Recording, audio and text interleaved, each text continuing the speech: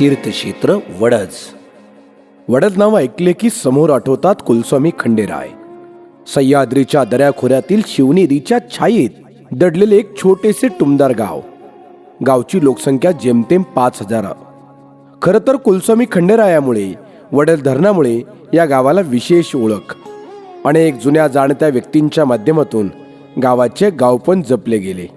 स्वातंत्र्याची 75 वर्ष उलटून गेली, परंतु गाव काही गोष्टींपासून वंचित राहिले. उदाहरणार्थ गावचा विकास. बैलगाडा शर्यतींसाठी प्रसिद्ध असणारे हिंदकेसरी घाट किंवा औद्योगिक प्रशिक्षण संस्था, बिनविरोधसाठी प्रसिद्ध असणारे गाव गावातील काही सोयी सुविधांपासून मात्र वंचित होते. गाव अवघड परिस्थितीमध्ये जगत होतं. अशा परिस्थितीतून गावाला बाहेर काढायचं असेल, गावाला विकासाची गंगा दाखवायची असेल, तर ती केवळ ताकद एका व्यक्तीमध्ये होती. ते नाव म्हणजे या गावचे भूमिपुत्र माननीय संतोषदादा चव्हाण. दादांच्या मार्गदर्शनाखाली निवडणुका हाती घेतल्या गेल्या. सर्वसामान्य लोकांनी न भूतो न भविष्यती असा निकाल हातात दिला व लोकांच्या आशा पल्लवित झाल्या. आमचा विकास होणार ही आशा आता प्रत्येकाच्या मनामध्ये जागू लागली. ग्रामपंचायत हाती आल्यानंतर दादांनी एक महत्त्वाचा निर्णय घेतला. तो पुरुष मानसिकतेला छेद देत ग्रामपंचायतमध्ये निवडून आलेल्या प्रत्येक महिलेला उपसरपंच पदाची संधी देण्याचा. सरपंच सुनीलजी चव्हाण यांच्या मार्गदर्शनाखाली सर्व सदस्य काम करू लागले. आता लढाई होती विकासाची. माननीय संतोषदादा चव्हाण सरपंच व सदस्य तथा सहकाऱ्यांना सोबत घेऊन पक्षीय जोडे बाजूला ठेवत गाव बदलवण्याचा, गावचा चेहरा मोहरा बदलवण्याचा निश्चय केला. सरपंच व त्यांच्या सहकाऱ्यांनी जणू विडाच उचलला. 14वा 15वा वित्त आयोगाच्या माध्यमातून एक मजली असणारी ग्रामपंचायत दुमजली केली.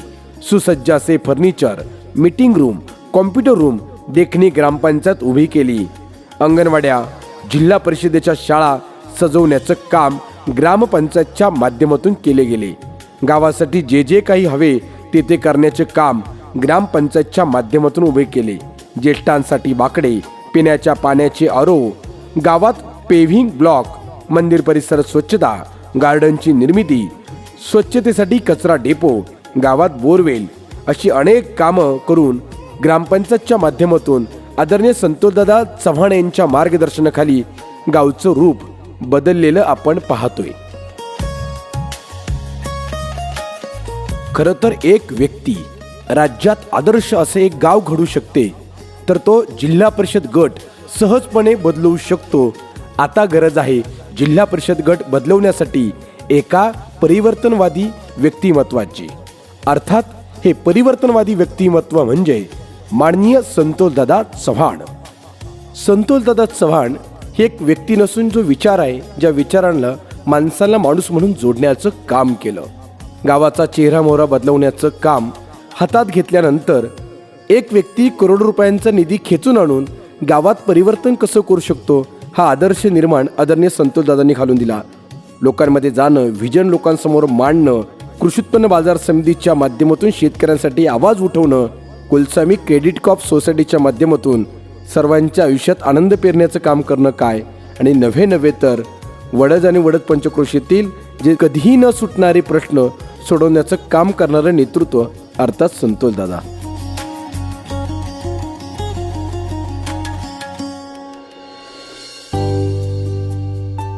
लाखो भाविकांचं श्रद्धास्थान व कुलदैवत म्हणून कुलस्वामी खंडेरायाला ओळखलं जातं. कुलस्वामी खंडेरायाला नवस केल्यानंतर मनातील इच्छा आकांक्षा पूर्ण होतात, हीच भावना मनामध्ये ठेवून कुलस्वामी खंडेरायाच्या दर्शनाला उभ्या महाराष्ट्रातील लाखो भाविक मोठ्या श्रद्धेने येत असतात.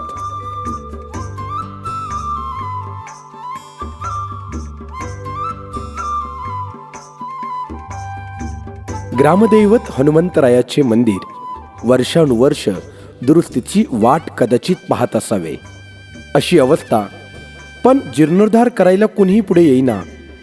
शेवटी ही ज्येष्ठ लोकांच्या मनात असलेली भावना संतोषदादांच्या मनात आली आणि ग्रामस्थांना सोबत घेऊन पण केला तो हनुमान मंदिराच्या जीर्णोद्धाराचा.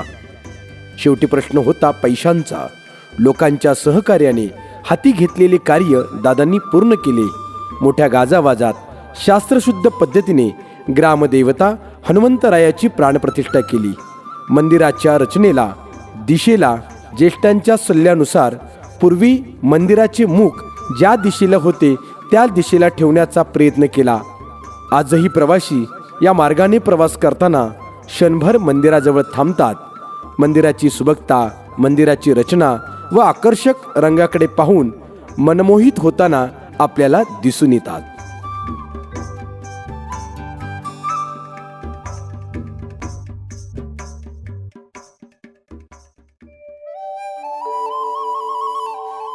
वडज आणि नंदनवाडीकर स्वतःचं गाव असूनही स्वतःच्याच गावात जायची पंचायत केवळ रस्ता अभावी.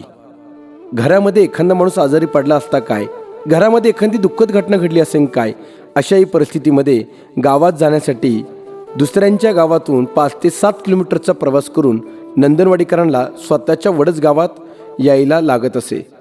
अशा परिस्थितीत नंदनवाडीकरांना स्वतःच्या हक्काचा रस्ता देण्याचं स्वप्न पाहिलं संतोषदादांनी सुरुवात केली. स्वतःच्या स्वनिधीतून 12.5 लाख रुपये खर्च करून त्या ठिकाणी रस्त्याची निर्मिती सुरू केली व आदरणीय तालुक्याचे आमदार शरददादा सोनवणे यांच्या माध्यमातून 60 लाख रुपयांचा पूल नदीवरती उभारून नंदनवाडीकरांना त्यांच्या हक्काचा रस्ता दिलाच व नंदनवाडीकरांना एकेकाळी जायला रस्ता नव्हता अशा नंदनवाडीमध्ये रस्त्यांचे जाळे निर्माण करण्याचं काम आदरणीय संतोषदादा चव्हाण यांच्या माध्यमातून आपल्याला पाहायला मिळते.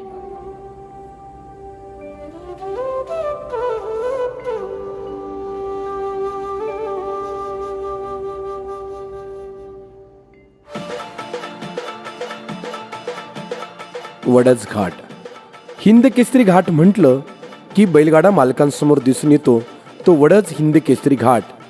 बंदीच्या काळात शासकीय आव्हाने खांद्यावरती घेऊन यात्रा भरवणारे आदरणीय संतोषदादा स्वतःच्या स्वनिधीतून 5 लक्ष अर्थात 5 लाख रुपये खर्च करून घाट दुरुस्ती करणारे आदरणीय दादाच.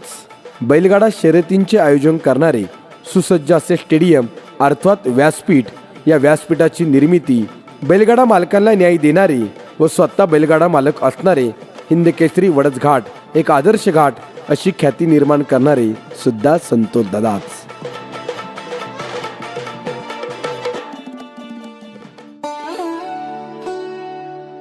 कृषीप्रधान असणाऱ्या वडज गावातील काळीभोर जमीन, पाण्याची उपलब्धता, सर्व काही अलबेल, परंतु रस्त्यापासून मुख्य शेतापर्यंत जाण्यासाठी रस्ताच नाही अशी अवस्था वडजकरांची.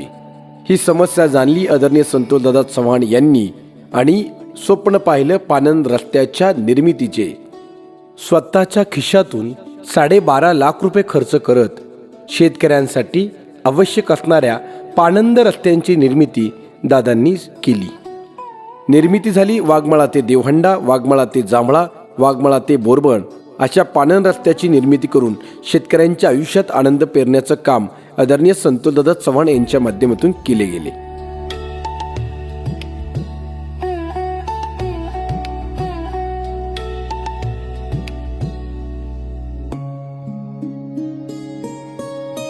आळंदी लाखो वारकऱ्यांचे श्रद्धास्थान, माऊली वैष्णव ज्ञानेश्वर महाराजांची संजीवन समाधी, नित्यनेमाने वारी करणारे वारकरी, आळंदीला भेट देणारे भाविक यांची गैरसोय होऊ नये म्हणून आळंदीत वडजकर विठ्ठलवाडीकर यांची असणारी धर्मशाळा. परंतु या धर्मशाळेची पडझड अवस्था वाईट होती. संतोषदादांची दृष्टी या धर्मशाळेवर होती. डोळ्यासमोर भविष्यातील दूरदृष्टी समोर ठेवून या धर्मशाळेचे रूपांतर भव्य दिव्य व सर्व सोयींनी युक्त धर्मशाळेत करण्याचा निर्णय घेतला गेला व सुरुवात झाली आळंदीतील भव्य दिव्य धर्मशाळेला. भविष्यात धर्मशाळा कुणावर अवलंबून न राहता स्वतः दिमाखात उभी राहावी याकरता भाडे तत्वावर आधारित रचना करून त्या पद्धतीची तरतूद केली गेली. आज जेव्हा वारकरी आळंदीत जातो, वडजकर विठ्ठलवाडीकर धर्मशाळेची भव्य दिव्य वास्तू पाहतो, तेव्हा त्या वारकऱ्यांच्या चेहऱ्यावरचा एक भाव, एक आनंद तरंग हा वेगळाच असतो, हेही आपल्याला पाहायला मिळते.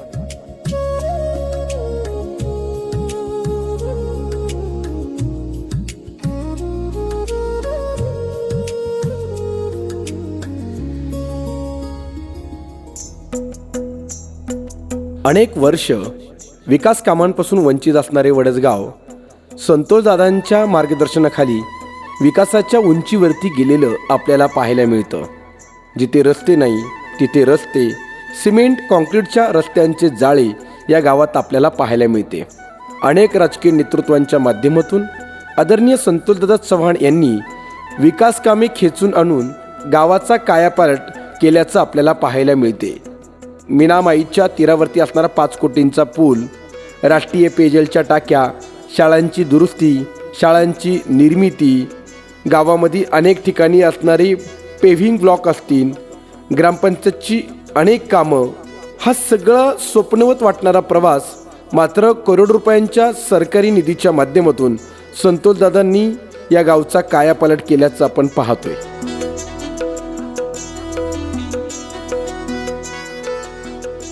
ग्रामपंचायत सरपंच व त्यांच्या सहकाऱ्यांच्या माध्यमातून केवळ राजकारण कधी केले गेले नाही, तर समाजाचा वारसा विचारात घेत अनेक सामाजिक कामे त्यांनी केलेली आपल्याला पाहायला मिळतात.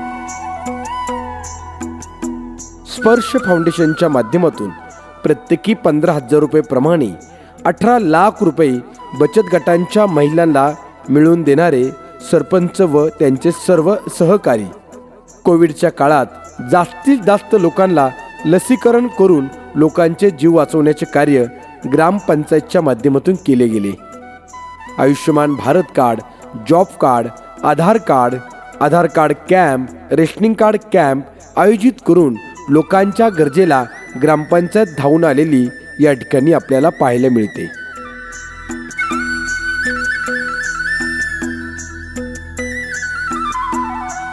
राजकीय जोडे बाजूला ठेवत सर्व राजकीय लोकांसमवेत असणारे प्रेमाचे संबंध यातून गावचा विकास दादांनी केलाच, परंतु भविष्यात तालुक्यातील, जिल्ह्यातील, राज्यातील एक आदर्श गावाची निर्मितीचे स्वप्न दादांनी पाहिले.